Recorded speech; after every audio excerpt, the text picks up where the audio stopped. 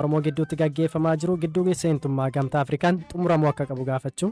Mootummaan naannoo Oromiyaas waamicha araaraa taasisanii turanii haa ta'u garuu waamichi kun otuu hojiitti hin hiikamin guyyoota 30 lakkoofsise jechuudha.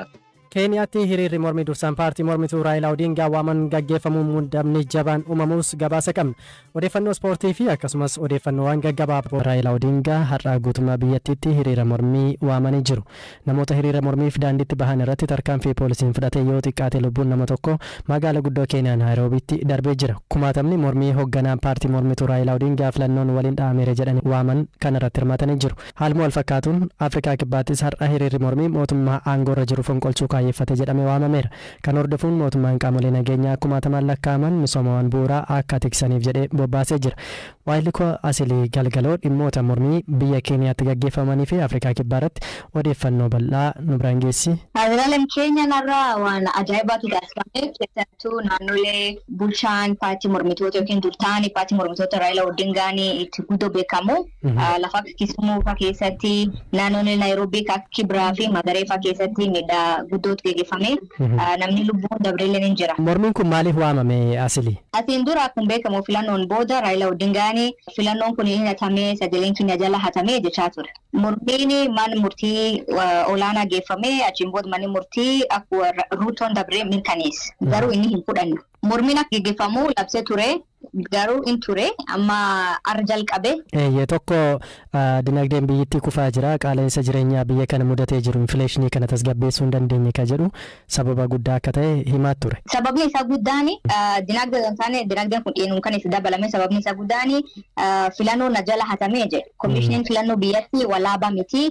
Kanaaf saabaan isaanii banamuutti injifannoon Ruutoo mirkanaa'uu hin danda'u jedhe. Asilii dubbii keenya irratti kaleessa Wiiliyaam Saamu'eel Ruutoo dubbatee ture pirezidaantiin keenya Raayilaa Odingaa dhaggeeffachuuf yaalee jira rakkoo kana furuufis yaalee jira garuu hin taane murtoo mana murtii hin fudhatu akkasumas heera biyyattii hin kabajne boordii filannoo biyyaalessaa qabxii beeksisallee fudhachuu hin dandeenye jedhee ibsee jira kanaaf seera akka kabachiisullee achumaan jala muree himee ture. Mormiin Raayilaan gaggeessu kun Ruutoo aangoo irraa buusu yookaan sochoosuu ni danda'a? Maal jijjiiruu danda'a? Asiin duraallee mormii akkana ture pirezidentii Ruutoo qofa osoo hin taane gaaf pirezidentiin Mwai Kibaakiin pirezidentii turellee akkanuma gaggeeffamaa ture gaaf Uhuru Kenyaataallee akkanuma gaggeeffamaa ture garuu tokkollee aangoo irraa hin kaaf ammaatti akkas bu'aa guddoo qabaa jedhee yaadan akka nam tokkootti. Taalleen utuma keessatti namoonni hojii kennaniif sab tokko ofirraa dhufanii Keenyaan kan sab tokkoo miti jedha Raayilaan. Biraalleen ammoo paartileen biraa akka paartii Ruutootti dabalamtu yookiin paartileen biraa paartii Ruutootti makamtu waan taasisanii fi Keenya gara paartii tokkootti deebisuu yaalanii jedha. Kan mormuu fi sababni biraaleen hedduutu jira. Maalti paartii siistemii biyyattii keessatti beekuun miidhaa akka jedhuuf jechuudha. Kuni dinagdee biyyattii irratti miidhaa hin qabaatu akka nama tokkotti akkamiin ilaaltaati Keenyaa keessa guddattee Keenyaa keessa jiraattee asillee hojjetaa turte waanta ta'eef mormiin kun kana duras miidhaa dinagdee dhaqqabsiiseera ta'uu danda'a. Ammallee Raayilaa Odingaan wiixata torbaniin mormiin kun akka itti fufee gaggeeffamu ibsee jira. Akka malee yoo mormiin akkana jiraate yoo hukaree akkana ta'e namoonni daldala isaanii banuu danda'an fakkeenyaaf hojii isaanii banachuu danda'anii namni hojii deemuu hin danda'u investoroonni Keenya keessa dhufanii hojii hojjechuuf yaalanillee ni sodaatan. Fakkeenya har'a itaanan pirezidentii Keenya hiriira irra kanaanii Keenyaan biliyoon 2 dhabdee jedhe. Kisaaraa guddaadha. Kisaaraa akka malee guddaati. Gama biraan Afrikaa Kibbaattillee hiriira wal fakkaataatu gaggeeffame mootummaan biyyattii qaala'insa jireenyaallee akkanuma to'achuu hin dandeenye ka jedhu wal qabate jechuudha wal fakkaata kan Keenyaa wajjiniin. Ayyee Asilii Galatoomi daandiin qilleensa Keeniyaa nageenya hojjettootaa fi maamilootaaf jecha biiroolee tikkeettii gurguran hunda cufuullee har'a ibsee jira kunillee dinagdee biyyattii irratti dhiibbaa qabaachuu ni danda'a odeeffannoo bal'aa nuuf kenniteef galatoomi. Bakka bu'aan waraanni humnoota mootummaa fi hidhattoota waraana bilisummaa Oromoo gidduutti gaggeeffamaa jiru gidduu seentummaa qaama sadaffaan xumura akka argatuuf har'a xalayaa gamtaa Afrikaatti galchuu BBC'tti himan. Rakkoon nageenyaa kan naannoo tokko qofa osoo hin taane xiyyeeffannoo argatee akkuma kan Tigraay jaarsummaa gamtaa Afrikaan xumuramuu qaba jedhu. Miseensonni paarlaamaa kunneen kana duras mariin nagaa mootummaa Itoophiyaa fi hidhattoota waraana bilisummaa Oromoo gidduutti gaggeeffamuun biyyattiitti nagaan akka bu'uuf xalayaa ibsa ejjennoo qabxii 10 qabu qopheessuun ifatti mootummaa gaafataniiru.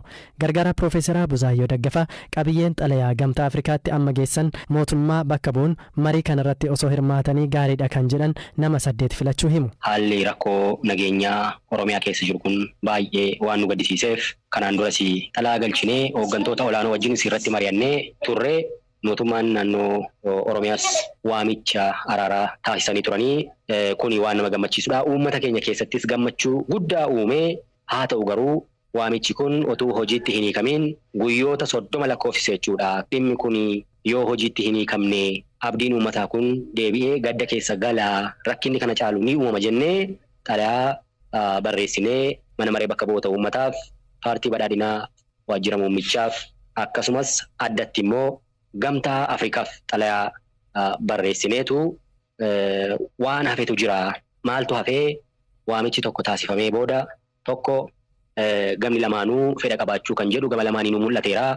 Lammaffaa keessatti Oromiyaa keessatti wal loluun dhaabatee karaa sadaffaa irratti gareen lamaanuu namoota bakka bu'an filatanii uummataaf ibsuu qabu. Arfaffaa irratti bakka itti mari'atamu biyya keessa moo biyya ala kan jedhu uummataaf ibsuu qabu. Karaa biraa eenyu isaan mariisisaa kan jedhu isa kanas uummataaf gareen lamaanuu ibsuu qabu. Ja'affaa irratti mootummaan immoo abbaa waan ta'eef loojistiksii adda addaa wantoota barbaachisan kana deeggaruun baay'ee barbaachisaadha. Itti aansee uummanni Oromoo biyya keessaaf biyya alaa konfiraansii guddaa tokko jechuudha. Waliigaltee nageenyaa kun kan itti mirkanaa'e dhufee magaalaa Finfinneetti waliin ta'ee gammachuun labsamuu qaba. Dhumarratti firri walajjeesee waan jiruuf sirni gumaa baasuu akka gaggeeffamu waliif dhiisuun duudhaa Oromootiin tokkummaa keenya jabeessuu qabna jennee haala kanaan barreessinee bakki mariis filatamuu qaba. Mariisistoonnis jennee waan yaadne akka yaadaatti nuti hooggantoota 8 bakka buusneerra jechuudha. Naannoorraa 4, federaalarraa 4. Kunis Ambaasaadder Suleemaan Daddafoo, hojii gaggeessaa Itiyoo Injiniring Group, Ambaasaadder Buruuk Ayyaanoo, Ministeera Deetaa, Ministeera Dhimma Alaa Itoophiyaa, Dr. Girmaa Amantee, Ministeera Qonnaa Itoophiyaa, Ambaasaadder Naasir Naasisee Caalii, Ministeera Turizimii Itoophiyaa, Obbo Shimallis Abdiisaa, Pireezidantii Mootummaa Naannoo Oromiyaa, Obbo Masfin Malaakuu, Itti Aanaa Pireezidantii Mootummaa Naannoo Oromiyaa, Obbo Fiqaaduu Tasammaa, hoogganaa waajjira paartii badhaadhinaa Oromiyaa fi Dr. Biqilaa Hurrisaa, itti gaafatamaa damee siyaasaa paartii badhaadhinaa Oromiyaa bakka bu'anii Finfinneettis haa ta'uu biyya alaattis haa ta'uu ni ta'a kan jedhu yaada keenya dhiyeessinee kanatti aansee humnoota hidhatanii Oromiyaa keessa socho'an taa'anii isaanis kana booda yaaduu qabu, qophaa'uu qabu, namni sababa isaanii rakkachuu hin qabu. Duutii fi gaddi Oromiyaa keessatti ta'e kun sababa isaanii ta'uu hin qabu. Gaaffii isaan gaafatan kan yeroo gabaabaatti deebi'u jira, kan yeroo giddu galeessaan deebi'u jira, kan yeroo dheeraan deebi'u jira. Of qopheessuu qabu. Diddaa shakkii baay'isuu hin qabanii. Ilmi namaa kaayyoo qabu loluus beekaa, araaramuus beekaa. Deebii maal isiniin jedhan yeroo har'a dhaqxanii isaan geessitan wanti isin mudate jira? Deebii isaanirraa yoom eegdu?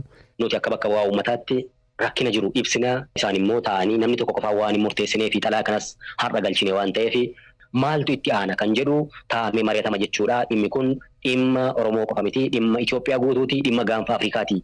Nagaa dhabuun Oromoo nagaa dhabuu hundaa waan ta'eef miseensi paartii badhaadhinaa Oromoo ta'e hundumtuu Oromiyaan nagaa akka taatu, Oromoon nagaa akka ta'u barbaada. Kun waltajjii adda addaa irratti ifaa ture. Anis kanuma taasisaan ture. Wallagga Lixaa bakka bu'uun miseensa paarlamaa kan ta'an adde Beetel Malkaamuu ammoo mootummaan waamicha nagaa taasiseera jechuun alatti qabatamaan hojiin argisiisuu qaba jedhu. Gamni lachuu gamni mootummaas ta'e qaamni hidhatee Oromiyaa keessa socho'aa jiru araaraan rakkoo jiru furuudhaaf eeyyamamaa ta'uu mul'isee ture. Haa ta'u malee agammaatti kanatu deemsifame araara kanaaf wanti jedhu wanti faa waan hin jirre irraa kaaneeti jechuudha. Wanti deemsifame hin jiru. Adeemsa mootummaan rakkoo Oromiyaa keessa furuuf itti qabate yookiin immoo itti ilaalu irratti komii qabdu jechuudha akkasii. Waraana hidhatee jiru kanaan galaa jennee waamicha taasisnee irra caffee kabajamaa fuulduratti kan jedhu mootummaan naannoo Oromiyaa kun waggoota arfan darban keessatti yeroo garaagaraatti deebi'ame jedhamaa ture. Garuu akkas jechuu osoo hin taane haal dureen xumuramuu qaban akka jiru mootummaan osoo beekuu dagachuun yookaan dhibaa'ummaadhaan harkifachuun suni rakkoo naannoo Oromiyaa keessatti ta'aa jiru kana lafarra harkiseera, yeroo isaa dheeresseera. Qaamni lachuu of qopheessuu akka qabu akkas jechuu qofa osoo hin taane haal dureewwan barbaachisan kana guutuudhaanii uummataaf ifa godhanii yeroo gabaabaa keessatti gara waliigaltee dhugaa yookaan araara dhugaa sanatti seenuu qabu kan jedhudha. Akkasumattiidhaan duuchaadhumatti dabarsuun sun komee akka nuti kaasnu nu taasiseera jechuudha. Isin amma miseensa paartii biyya bulchooti, miseensa paarlamaati. Kanaaf garaagarteen jira jechuudha. Garaagarteen jira otoo hin taane nuti akka bakka bu'aa tokkotti uummanni fedhiinsaa araara jechuudha kan inni barbaadu. Araara uummanni barbaade kun immoo duuchaadhaan osoo hin taane bifa ifaa ta'een akka ta'uuf waamicha nuti kan dhiyeessine immoo kan araara kanaan hagalan jedhe mootummaa naannoo qofa ta'uu hin qabu. Paartiin badhaadhinaa akka waliigalaatti kan jiru paartiin badhaadhinaa Itoophiyaa akkasuma mootummaan federaalaa gamtaan Afrikaa illee keessatti hirmaatee ga'ee. Dhiyeenya pirezidaantii mootummaa naannoo Oromiyaa obbo Shimallis Abdiisaa hidhattoonni waraana bilisummaa Oromoo hidhannoo isaanii lafa kaa'uun akka galaniif waamicha gochuun isaanii ni yaadatama.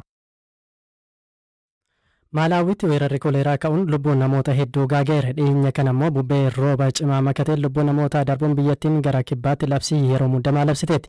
Firaafoolii dhugaasaa gabaasa qopheessite ammayyuu taanaa isinitti hima.